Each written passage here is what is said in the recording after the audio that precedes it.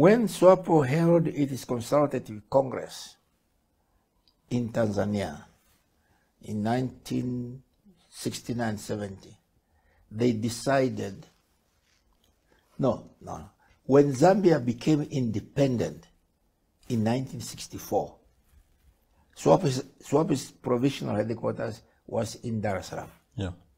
So after 1964's independence of Zambia, they agreed, or rather they decided, to move the headquarters to Lusaka. Yeah.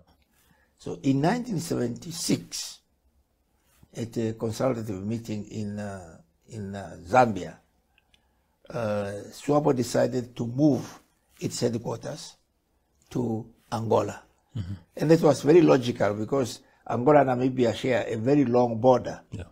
But before that, Zambia was the only country having a fiscal border with Namibia. Mm-hmm.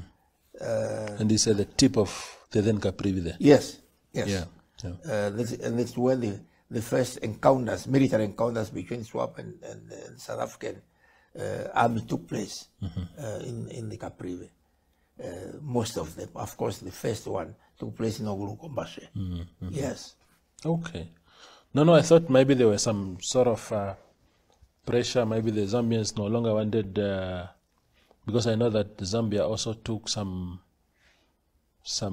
consequences. I mean, South Africa sometimes attacked parts of Zambia just to say, you're hosting people that we are pursuing or that we are at war with. I thought maybe the Zambian nation said, no, you guys are bringing problems here, you must leave. So it was more to say it's more strategically... It was strategic. Practical to fight from Angola. It was a strategic and practical decision. Yeah. Because, I mean, from Kunene to Kavango to then Caprivi, you have a very long and wide border. Yeah. So it was it was a strategic and tactical military imperative for them to move the headquarters to Angola.